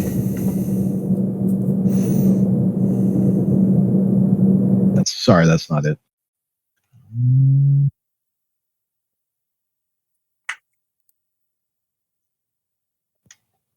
I don't think that's right. What are you trying to do? It's supposed to be what, a D4 or Are you for healing or? for healing? It's generally your hit die, plus your con mod. Sorry, I think yours was the D8 Galvanisty for your hit mod, right? I think it's a D8 for your hit modifier. Where's that at? Let me take a look at your sheet. Give me just the moment.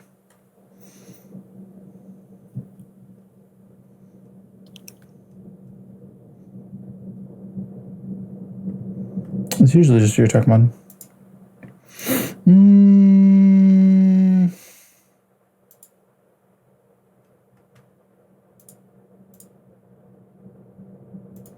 I would say it's a D8 for right now until I can figure it out later. Go for it. Okay. It's D8 then +2. All right. No, take off the 2 in the front. Oh, sorry. You're rolling 2 die, not adding 2. Oh God. You know what? 3. Okay. Yeah. We'll leave it at that. Just go ahead. 3.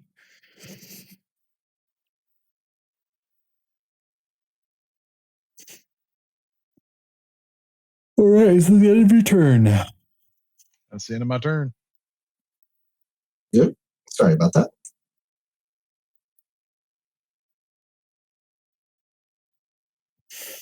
Anyway, so Malika sees this, and then she sees the disciple fall over here, and all of a sudden she just collapses onto the ground, like right onto her knees, and she's just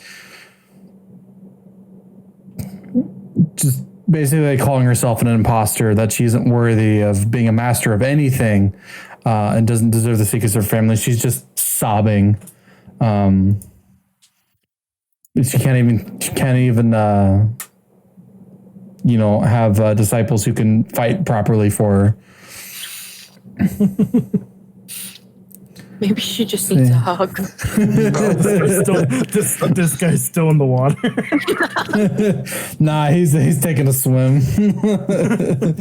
Yeah, no, he's away.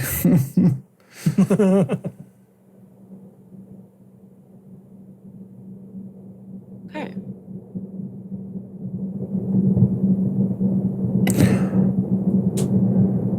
Someone wanna?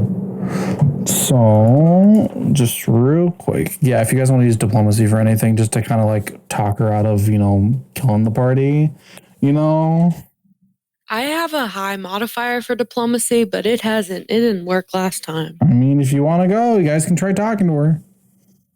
Can I give her a hug? Maybe she just needs a hug. She just needs a hug. Seems like she's had a hard day. It's up to you.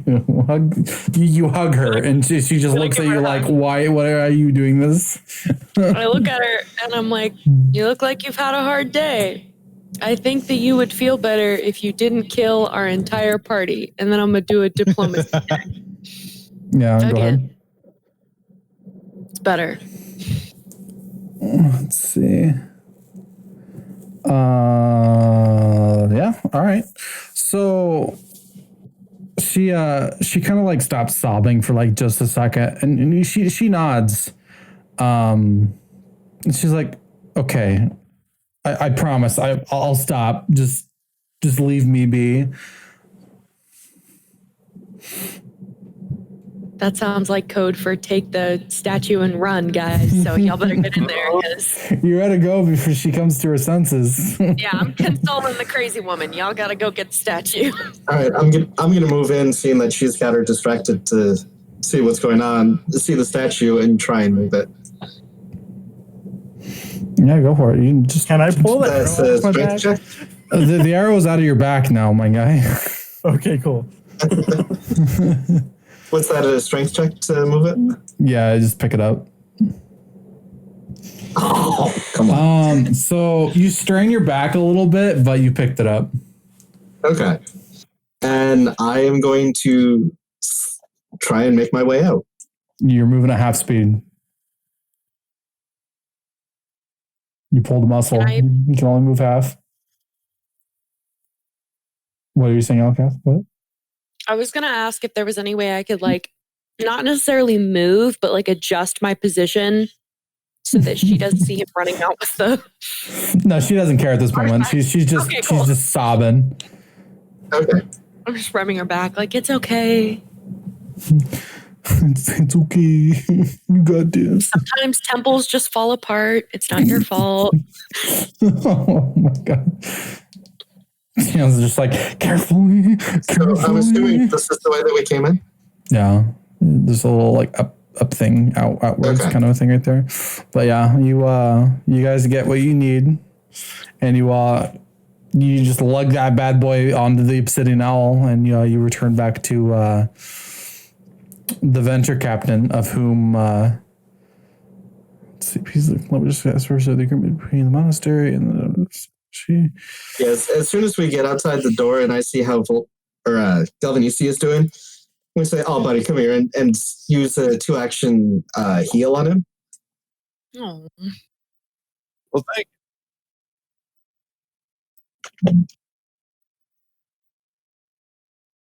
One moment. So as you return, as you saw a little bit ago, I did a +1 hand ups of mighty blows. She tosses those kind of in front of the party, so that's just for whomever. I'll give you guys a thing for those later. But so one person will get that, but everyone else, as a reward, gets a bag of rough cut garnets, which is going to be some money, which I will calculate later.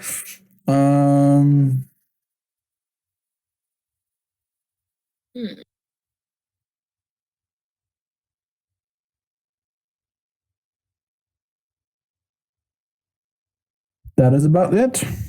We're done. Woo! Woohoo. Anybody got a bandage? Nice. Malika's dangerous, by the way. So that move, explosive death drop,